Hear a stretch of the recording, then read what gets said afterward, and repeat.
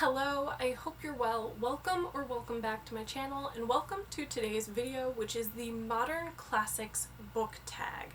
Now, I was tagged by Emma over at the Overstuffed shelves to do this, I think sometime in May, maybe April, so it's a little bit overdue, but I figured, why not? Let's film it. I had never heard of this tag before, but I really love the questions. I'm someone who loves reading modern classics, so this just felt like it was designed for me. So why don't we dive right in? So the first question is, what is the definition of a modern classic to you? And for me, I think of a modern classic as a book that has been written in the 20th century that has had some sort of social or cultural impact. It's a book that has legs, that has continued to be spoken about, adapted, read, discussed widely. And for me, I'm not talking about books that are only in sort of the English canon. They're books that are translated from other languages as well. The lame thing about translations is that sometimes it takes years, sometimes decades, for books that are classics in their own language and in their country of origin to be translated, to be enjoyed by someone like me who really only reads in English and dabbles in French when she has the brain power for it. So that's kind of my definition. It's books, it's plays, it's poetry, anything that has been written basically since the very beginning of the 20th century, so 1900, that has had an impact, a lasting and enduring legacy within culture and society and that sort of thing. It's not a book that is just trendy, it has staying power. I think that's what it is. It's written in that time period and it has staying power.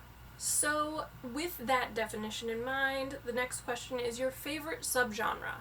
And for me, I think it's very much on par with what I read from contemporary fiction, popular fiction. I'm really drawn to gothic type modern classics because I enjoy the atmosphere and that I don't know, there's there's a tension in the emotional state of the characters. I'm particularly drawn to that.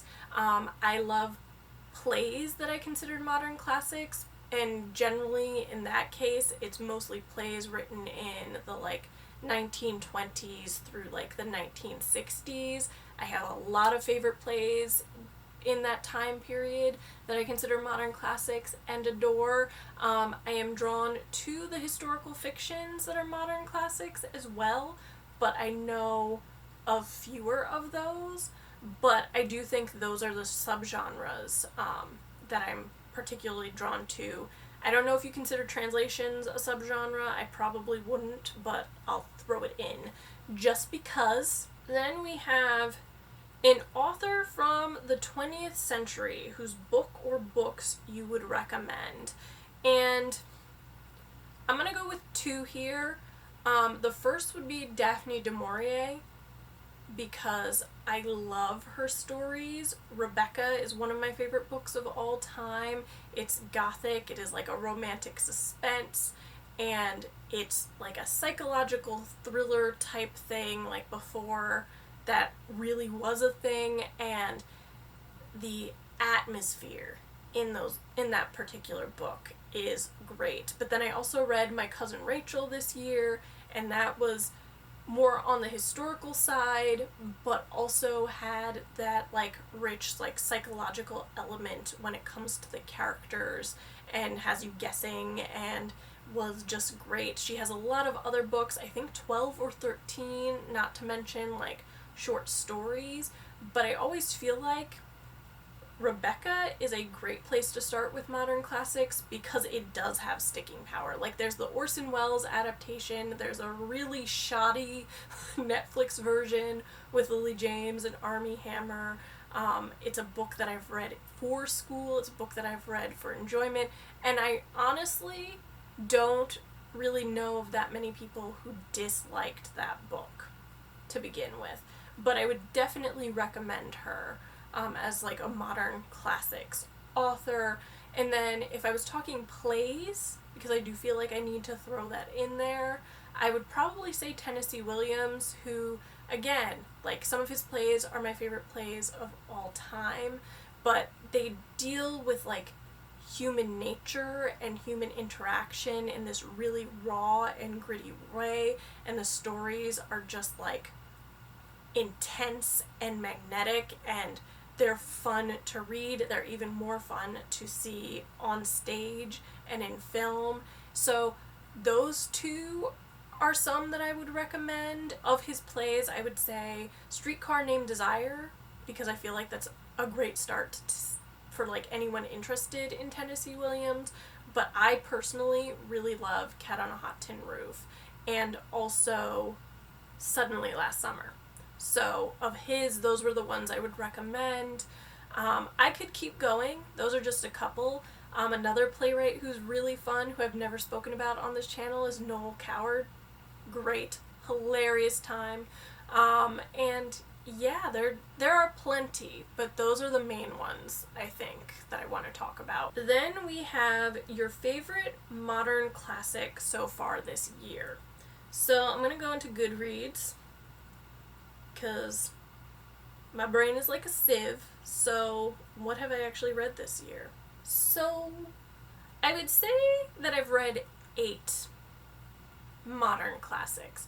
Maybe a 9 if you consider Nora Ephron's Heartburn, because I do think she's kind of like a modern classic author too. So we'll go with 9. If I had to say what my favorite one was, I would probably say The Street by Ann Petrie.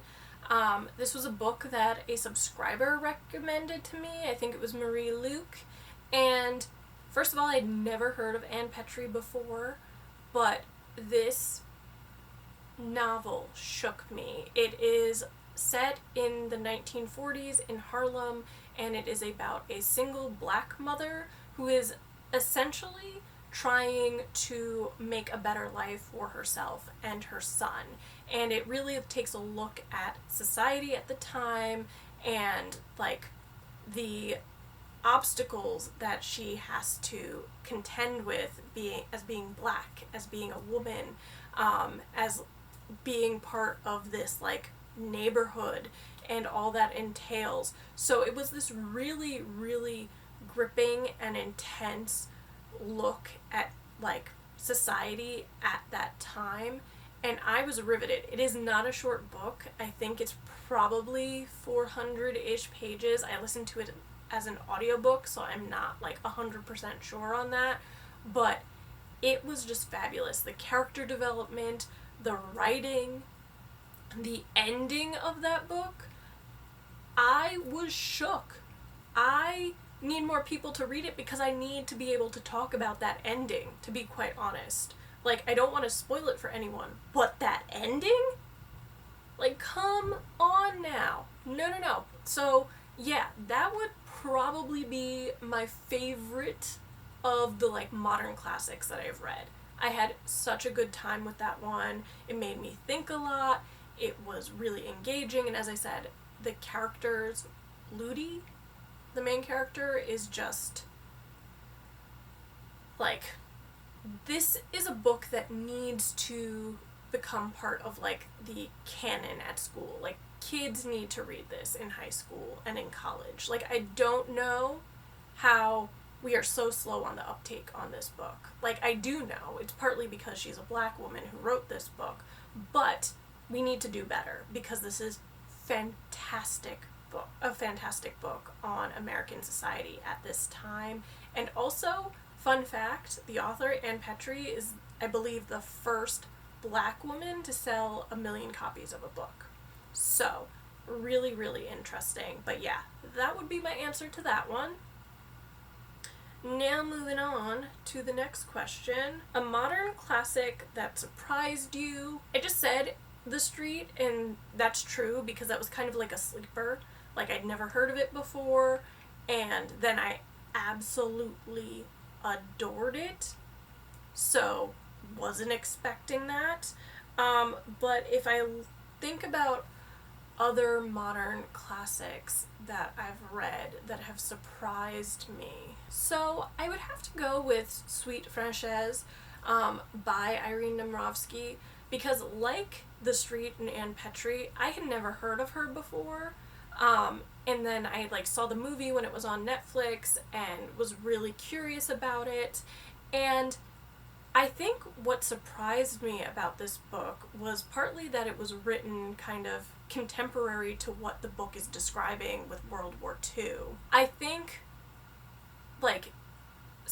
knowing that it was written contemporary to what was going on in France during the occupation by the Nazis, and sort of this mass exodus of people from Paris to escape the Nazis, but also the billeting of Nazis in these little bucolic villages in France, and kind of the human interactions and connections that result from the chaos and everything that is going on.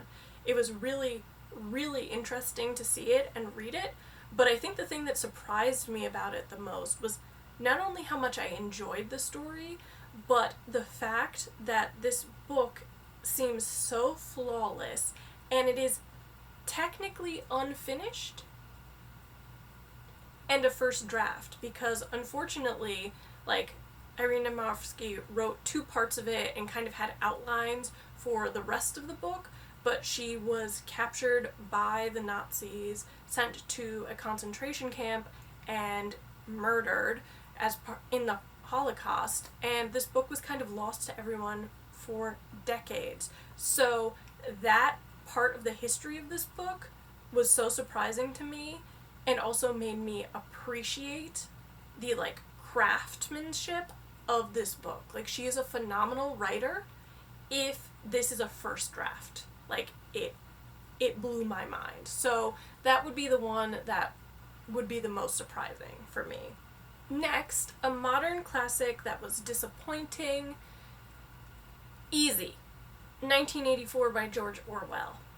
I know people love George Orwell. I know people love 1984, but somehow I had managed to escape high school and college without being forced to even read an excerpt of it. And then last year, kind of at the beginning of the pandemic, I decided to read it on my own, and I hated every minute of it. I did not get on with George Orwell's writing. I found it really dense and unenjoyable. I didn't like the characters. I didn't like the world. I don't think anyone's meant to like the world. It is dystopian and all that. But I just really did not enjoy that book, at all. And so it has really turned me off anything Orwellian at this point. I'm just gonna go with, he isn't an author for me. But yeah, that book was a disappointment, because I know how much some people love that book, and I was just no thank you. So basically, I know there are a lot of adaptations of that book in different languages and things. I think there's one by, oh my god, who is that Japanese author? I think that book is an adaptation, and I have zero interest in it because I just didn't get along with the original, so why try it? But yeah, that's gonna be my answer for that. And also, can we just ignore the dog barking while I film? Okay, thanks. So what's the next question? We're on what question now? We're on number 7, a modern classic you want to reread. Rebecca by Daphne du Maurier. That is a book that I will forever reread. It is a fun time. Any of the Tennessee Williams plays, to be quite honest. Deep Blue Sea by Terrence Rattigan I would love to reread. The Street I would love to reread. Basically any of the books that are favorites of mine that are modern classics, I want to reread. So this could be a long list, but yeah, I think the one that comes to mind first is Rebecca, which I almost feel is one of those books that I could feasibly reread every year and never get tired of it. So, there you go. A recent release you think will be a modern classic in a few decades. I mean, I think one book that was written in the last couple of years that has the potential to be a modern classic is Homegoing by Ya Jesse. I think it speaks to so many people, and it is so richly written and does such a astounding job at really putting in front of you a vivid picture of what systemic racism has done over the last few centuries. And I think it's one of these books that it's not very long, but I could see this book being taught in schools in the next few decades. Like, maybe my kids would read this book in school, because I do think it has that staying power that I've been talking about. And another book that I would really, really love to become a modern classic is The Silence of the Girls by Pat Barker, because again, I think that is beautifully, beautifully written, and I really do enjoy the fact that it is a feminist retelling of the Iliad. So part of me would love for kids to read the Iliad, then read this. That would be the dream. I would love to be in a class that did that, personally. So, those are the two. I think Homegoing has more of a chance of becoming a modern classic, but I had to throw Pat Barker in there as well. And then next question is the next modern classic on your TBR. So I feel like there are a few, but I do know that I really want to read Fires of Autumn by Irene Nemirovsky, which was a book that I recently hauled when I went to a few indie bookstores in NYC not that long ago, and there's a vlog for that. I really still want to read Mrs. Dalloway by Virginia Woolf. That's been on my TBR a couple times this year, I want to say, and I still haven't gotten to it. But I do have an entire shelf up there of modern classics that I would like to get to sooner rather than later. So, yeah. And the last question, number 10, is to tag 3 classics lovers. And I feel like everyone I know who loves classics and reads classics has probably already done this tag. So I don't have 3. I have 2. I'm going to tag Margaret over at Margaret Pinard because she had the March of the Moderns as a readathon at the beginning of the year. So if there's someone who loves modern classics, I would say it's Margaret.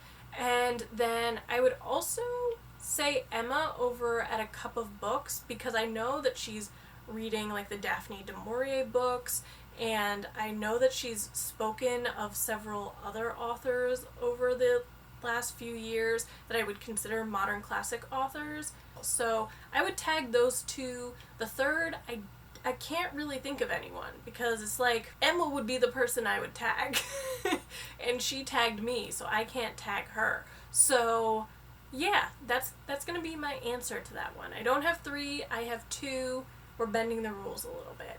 But yeah, those are my answers to this tag. I really love modern classics. I would say if you look at the books that I read, it's historical fiction, then modern classics. That's kind of the order of preference for me.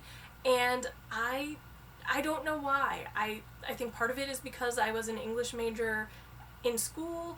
Part of it is just I'm really drawn to these modern stories about human nature, and there's just something there. I don't know what it is, but I really enjoy it, and so I'm just gonna keep riding that wave. But I hope you enjoyed this video, and if you did, be sure to give it a thumbs up, comment, and subscribe, and I will see you next time. Bye!